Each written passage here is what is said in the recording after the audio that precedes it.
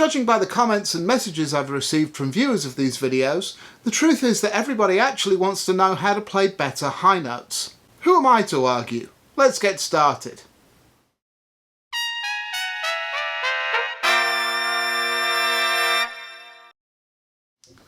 Hi, I'm Brian from Airflow Music. Alongside publishing our books for brass players, we're releasing a bunch of videos with tips to make brass playing easier for you. So if you're new here, please subscribe to the Airflow Music channel so you're notified of all of our videos. This video is part of the Trumpet A-Z series. The topic of high notes is one I'm asked about often. How to play higher, have better sound and control in the upper register, and how to make it easier overall. A lot of you also want this for a recital, audition or concert next week too. In that case, S is for shortcuts.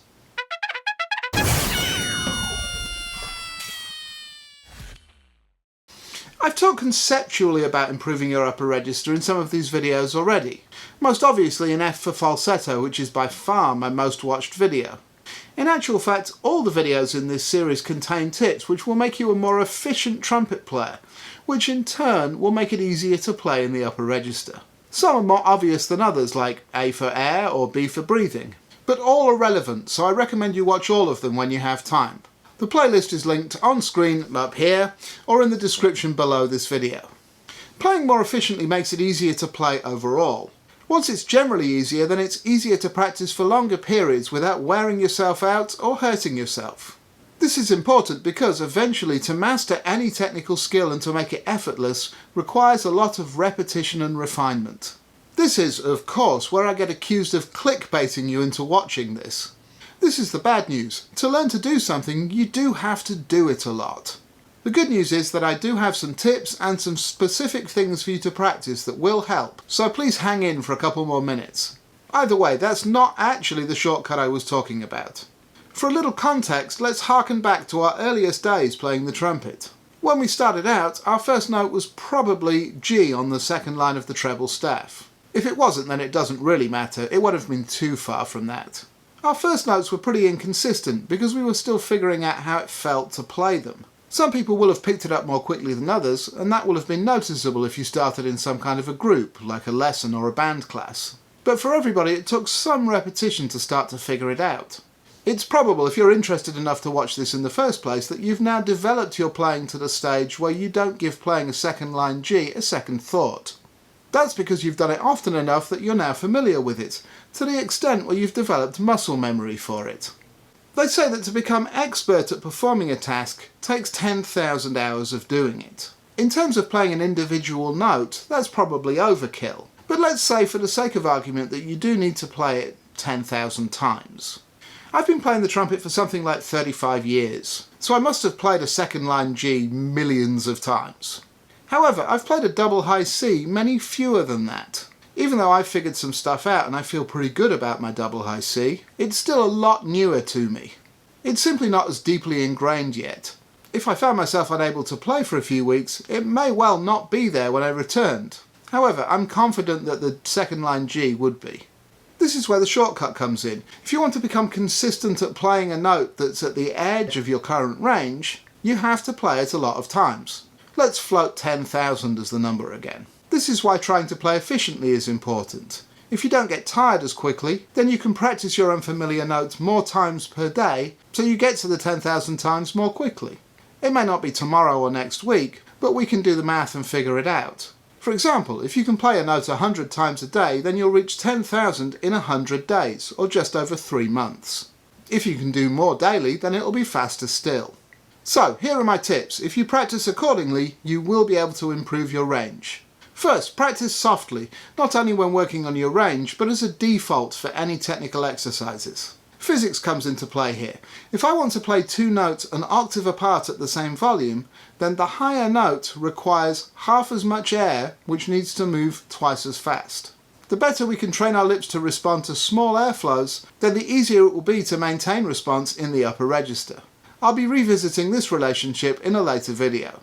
Secondly, try to play with as relaxed an approach in your chops as possible, and rest when you need to maintain it. The fresher you can keep your face, the longer overall you'll be able to practice.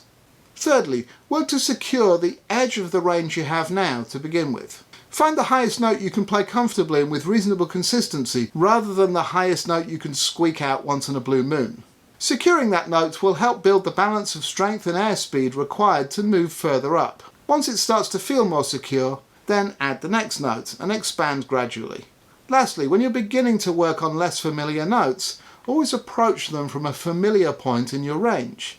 This will help you develop good air support, intonation, and connectivity to the rest of your range. There are a number of ways you can do this. I prefer to start with the sort of glissando-like flexibilities I demonstrated in F for falsetto, blowing through the partials up to a note to encourage the air support.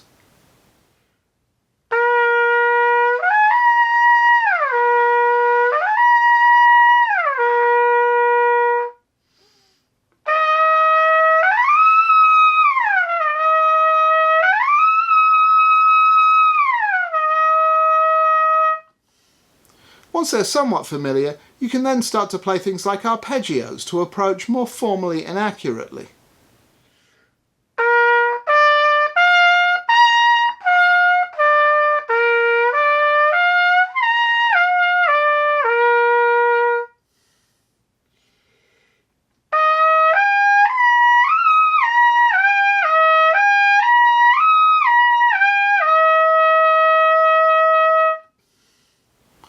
Then you can incorporate melodies to approach the register more musically.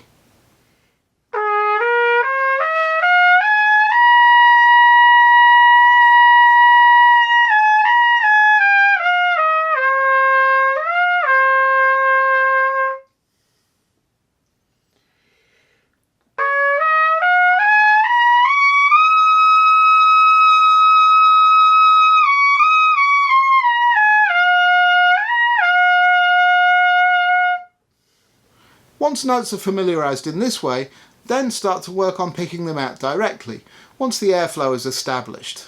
Remember, overall, the secret is that you need to repeat a note a lot in order to really make it a part of your range. You can start this now, however your current approach to playing works. You can then refine it as we discuss different ways of compressing air in upcoming videos.